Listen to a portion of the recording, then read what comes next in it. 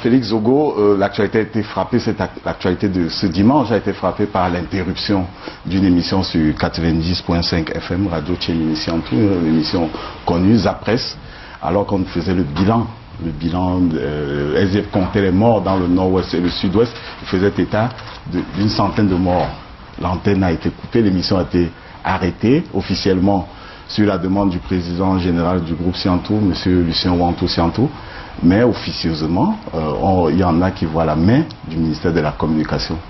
Est-ce que vous êtes au courant de cette actualité? Ben, c'est vous qui me l'apprenez. Je pense que cette émission passe à partir de 10h.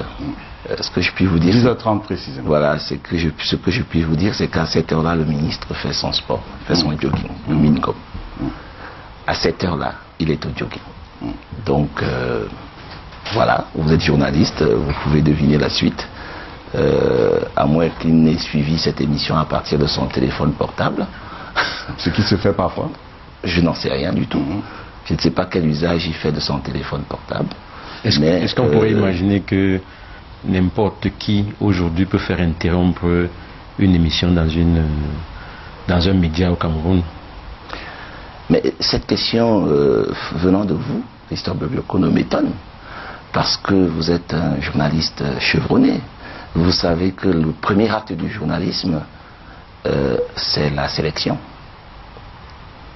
Aucun journaliste au monde ne peut rendre compte de tout ce qui se passe à partir des seules possibilités spatiales s'il s'agit d'un journal, ou alors même temporelles lorsqu'il s'agit d'un média audiovisuel. Donc, chaque média décide de ce qu'il rend public ou pas. Donc, l'acte de management médiatique est un acte d'abord d'autosélection. Mais c'est une émission qui avait commencé avec un conducteur connu, des sujets de débat connus, mais qui a été interrompue.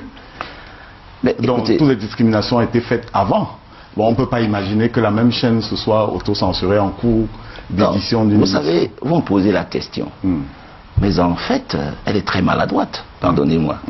Parce qu'en me posant la question à moi, collaborateur du ministre de la Communication, mais cela voudrait dire, et j'espère que ce n'est pas le cas, que vous mettez en accusation le ministre de la Communication de l'avoir demandé. Le ministre de la Communication, quand il a voulu le dire, même en ce qui concerne votre chaîne, il l'a dit à Douala, sur votre plateau. Il ne se cache pas de le dire. Donc je dois vous dire, il a ouvert la porte à toutes sortes de je dois vous dire, Rodrigue, donc celle-là. Je dois vous dire, Rodrigue, que lorsque on veut fermer un média, on le fait et on l'assume. On ne le fait pas en catimini pour espérer que la direction du média porte le chapeau. On le fait et on l'assume. Canal 2, vous pouvez vous renseigner auprès de votre PDG, a déjà été fermé. A déjà été fermé. Assumer veut dire RFI, assumer veut dire qu'on le fait, comme vous le faites au CNC, eh ben, on le fait et on dit voilà, on a fermé pour telle raison. On parlera du CNC au cours d'une autre émission. Oui, bien sûr. Peut-être que, à un moment donné de l'histoire de Canal 2, vous pouvez vous renseigner. Il l'a fait. Que vous l'assumez publiquement. Mais oui, on le fait. C'est-à-dire qu'on prend un acte, n'est-ce pas? Et cet acte est un acte administratif. On le prend et on le notifie à l'intéressé et on le rend public. On ne se cache pas derrière des rideaux pour dire écoutez, non, ce n'est pas nous, non, c'est elle. Non. Lorsque le ministre de la Communication aura à fermer un média, et cela lui est déjà arrivé, il y a des radios qui ont été fermées. Ce sont des actes qui ne devraient même pas exister, ces radios-là, puisque on est dans le cadre de la tolérance administrative. Mais là où il faut poser les actes, on ne pose pas précisément. Une dernière question, Christophe Bobiokono. Voilà, donc si le ministre de la Communication découvre qu'une émission se déroule mal à l'antenne, il retourne à son bureau, il prend un acte administratif qui ferme, il ne demande pas à suspendre, même si l'émission représente danger pour le public. On imagine une émission où les gens appellent à la sécession par exemple, ou appellent à la violence. Le ministre de la Communication prend le temps d'aller dans son bureau, de prendre des actes administratifs. Je vais vous dire, les médias nationaux ne font que cela. Si vous les écoutez, et même chez vous ici, si vous les écoutez, ils ne font que cela. Si on devait suspendre des émissions parce que des gens avaient des propos, disons, non conformes à ce que le gouvernement peut considérer, je dis bien, peut considérer comme une orthodoxie, on ne ferait que ça. Rodrigue, on ne ferait que ça. C'est-à-dire qu'on ne ferait que fermer ou suspendre les émissions chaque jour. Or, ce n'est pas le cas. Que cette interruption de ZAP Presse émission assez courue dans la capitale ait été inspirée par le MINCOM ou pas du tout, est-ce que cela ne crée pas un précédent dommageable pour notre pays dans un environnement sociopolitique aussi marqué que celui dans lequel on est en ce moment? Vous, en tant qu'enseignant, vous, en tant qu'architecte de la politique de la communication, est-ce que vous sentez à l'aise qu'une émission comme celle-là soit interrompue de cette manière-là et qui peut appeler à d'autres interruptions dans une sorte de cafouillage? Mais, la mère, je vais vous répondre, je vais vous redire exactement la même chose. Si l'autorité administrative en charge de l'exercice de ses compétences juge que la situation nécessite la prise d'un acte de restriction, ou que ce soit une suspension ou que ce soit une fermeture d'une radio, elle va le faire en application d'un certain nombre de dispositions qui sont des dispositions juridiques connues. Par exemple. Donc, ce serait bien de rappeler les dispositions. Non, qui sont connues. Non, mais moi je ne les connais pas. Moi, membre du Conseil national de la communication. Moi je ne suis pas comptable. Je ne suis pas comptable de vos turpitudes. Je pose la question pour les téléspectateurs.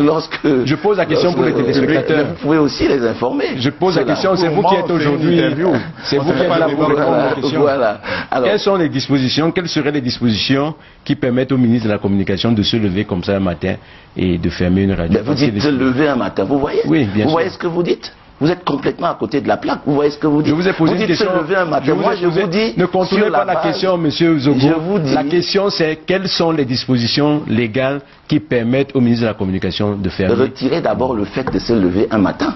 Vous ne pouvez pas dire une chose. Vous ne pouvez pas dire une chose et son contraire. C'est retiré. Restez cohérent. Non, restez logique. Et on va discuter. Si vous êtes incohérent, moi je ne discute pas avec vous. J'ai suivi le ministre de la Communication s'adresser à un de vos collaborateurs au cours d'une tournée, d'ailleurs assez insolite, parce que les tournées des ministres de la Communication dans les organes de presse, ce n'est qu'au Cameroun qu'on voit. Ah, ma collègue responsable de des programmes à Canal 2, pas ma collaboratrice. J'ai entendu dire, si vous invitez des sécessionnistes, si vous les invitez, je ferme votre radio. Donc, ça signifie que le ministre peut se lever un matin. Le mot est bien dans sa place, mais la question reste. Est-ce qu'on peut savoir, monsieur l'inspecteur général, sur quelle base le ministre de la Communication peut fermer un organe de presse? Il ne peut pas le faire. Je vous ai posé la question. Hein. Il ne peut pas le faire. Non, pas du tout. Alors, je vais vous dire, le ministre de la Communication, ne vous en déplaise, est investi de pouvoirs de police administrative spéciales qui sont prévus par la loi. S'il s'agit d'un média audiovisuel, eh bien, je vous renvoie à la loi de 2015 sur régissant l'audiovisuel au Cameroun. La première, dès que vous ouvrez ce texte-là, je crois à l'article 3 et à l'article 4, il est clairement stipulé que l'exercice des activités audiovisuelles doit se faire dans le strict respect, entre autres, n'est-ce pas, des principes qui sont édictés, doit se faire dans le strict respect des valeurs fondamentales de la République qui sont, et on les cite de manière exhaustive. Parmi ces mesures-là, il y a le respect de l'intégrité territoriale, le devoir de préservation de l'unité nationale et de la forme unitaire de l'État. Il y a le respect de l'ordre public, de la solidarité nationale et de la tranquillité publique.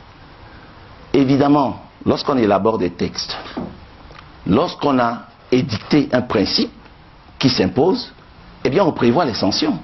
Et on prévoit qui prend ces sanctions. je suis très mal à l'aise parce que je ne suis pas ici dans un amphithéâtre pour, n'est-ce pas, donner un cours de droit. Vous ne donnez pas un cours de droit, on va vous répondre. Ce n'est même pas un cours de droit des médias puisque vous n'avez pas la capacité de donner les cours des médias. Alors je vais vous dire. Vous n'enseignez pas de droit des médias. Vous allez dire à M. Bobio Kono de ne pas faire des attaques personnelles. C'est vous qui commencez par faire des attaques personnelles. Je vous dis, c'est vous qui commencez par faire des attaques personnelles. Il n'y a pas d'étudiants ici là. Vous pouvez formuler tout cela dans des questions. Non, mais je suis convaincu que vous en êtes capable. C'est une réaction. Je ne suis pas comptable de vos complexes.